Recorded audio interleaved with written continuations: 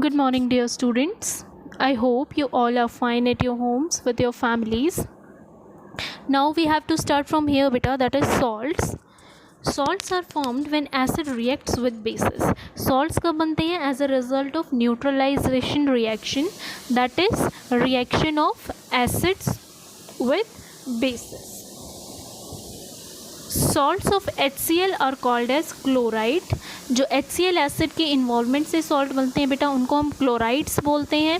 जो sulphuric acid की contribution से बनते हैं उनको हम सल्फेट्स बोलते हैं. जो नाइट्रिक एसिड से बनते हैं उनको हम नाइट्रेट्स बोलते हैं. जो कार्बोनिक एसिड से बनते हैं उनको हम कार्बोनेट्स, और एसिटिक एसिड से जो बनते हैं उनको हम एसीटेट सॉल्ट्स बोलते हैं, सिंपली एसीटेट्स बोलते हैं. Okay. Now, family of salts. Salts having same positive ions or same negative ions are said to belong to the family of the salts. तो एक ही फैमिली के सॉल्ट किसको बोला जाता है? या तो उन सॉल्ट्स के अंदर क्या हो, जो पॉजिटिव आयंस हैं वो सेम हो, या जो नेगेटिव आयंस हैं वो सेम हो. अब एग्जांपल देखेंगे उससे हमें क्लियर हो जाएगा. For example, this is NaCl and KCl, potassium chloride and sodium chloride. तो दोनों के अंदर जो है बेटा वो क्लोराइड आयन सेम है, तो ये दोनों सेम फैमिली के हो गए, दैट इज क्लोराइड सॉल्ट्स हो गए.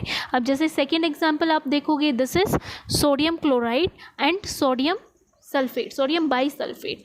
तो इसमें आप देखोगे कि दोनों कैसे हो गए, सोडियम के सॉल्ट्स हो गए. दोनों में जो है वो Na पॉजिटिव जो है वो सेम आयन है, पॉजिटिव आयन सेम है.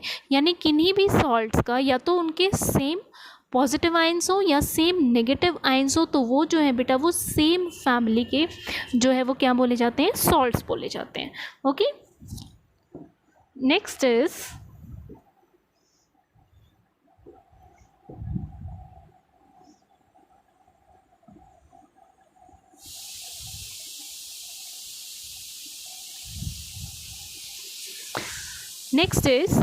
pH of the salt solution. pH के बेस पर बेटा जो सॉल्ट सॉल्यूशंस होते हैं वो तीन तरह के होते हैं, neutral salts, acidic salts and basic salts. सबका एक एक एग्जांपल आपको ज़रूर याद होना चाहिए. न्यूट्रल सॉल्ट्स वो होते हैं जिनकी pH 7 होती है, एसिडिक सॉल्ट्स वो होते हैं जिनकी pH 6 होती है, बेसिक सॉल्ट्स वो होते हैं जिनकी pH, that means neutral salt कौन से हो गए, जिनकी 7 है pH. 7 से कम वाले जो है वो एसिडिक हो गए, और उससे स्लाइटली ज़्यादा जो है, देखो ज़्यादा डिफरेंस नहीं मिलेगा बेटा, स्लाइटली ही जो है वो एसिडिक होगा और स्लाइटली ही जो है वो बेसिक होगा. तो 7 वाला न्यूट्रल, 7 से कम वाले एसिडिक, 7 से ज़्यादा वाले बेसिक. जैसे कि NaCl है, ये न्यूट्रल सॉल्ट है जिसकी pH 7 है. NH4Cl है, अमोनियम क्लोराइड, उसकी pH 6 है, तो दैट मीन्स ये एसिडिक सॉल्ट है. सोडियम बाइकार्बोनेट है, इसकी pH 9 होती है बेटा, तो दैट्स वाई ये कौन सा सॉल्ट है, बेसिक सॉल्ट है. तो ये pH के बेस पर जो है वो 3 टाइप्स के होते हैं, neutral, acidic and basic salts. Okay. उसके बाद है salt of strong acids and strong bases give neutral solution. Obvious सी बात है बेटा. अब देखो ये तीन बनते किस वजह से हैं, न्यूट्रल सॉल्ट कब बनेगा, एसिडिक सॉल्ट कब बनेगा, बेसिक सॉल्ट कब बनेगा. बहुत ही कॉमन सेंस वाली बात है. ऑब्वियसली न्यूट्रल कब बनेगा, जब उतना ही तो स्ट्रॉन्ग एसिड हो और उतना ही स्ट्रॉन्ग बेस हो जो इक्वली न्यूट्रलाइज कर दे. एसिडिक कब बनेगा, जब एसिड स्ट्रॉन्ग हो और बेस जो है वो कंपैरेटिवली वीक हो. बेसिक कब बनेगा, जब एसिड कंपैरेटिवली वीक है और जो बेस हमने लिया है वो स्ट्रॉन्ग है. ओके. जैसे salt having strong acids and strong base give neutral solution. अगर स्ट्रॉन्ग एसिड है, स्ट्रॉन्ग बेस है, तो वो न्यूट्रल सॉल्यूशन देगा. Example HCl plus NaOH that gives NaCl. Okay.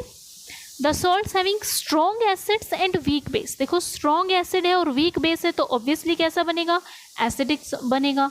और एसिड, इसके एग्जांपल आप एक याद कर सकते हो, अमोनियम क्लोराइड प्लस वाटर, तो कौन सा बनेगा हमारा, अमोनियम हाइड्रोक्साइड बनेगा.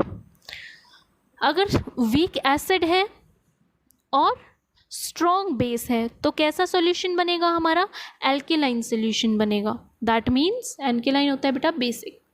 बेसिक सॉल्यूशन बनेगा स्ट्रॉन्ग बेस के साथ. जैसे सोडियम बाइकार्बोनेट, वाटर, तो सॉल्यूशन में हमें क्या मिलेगा, NaOH, सोडियम हाइड्रोक्साइड. ओके.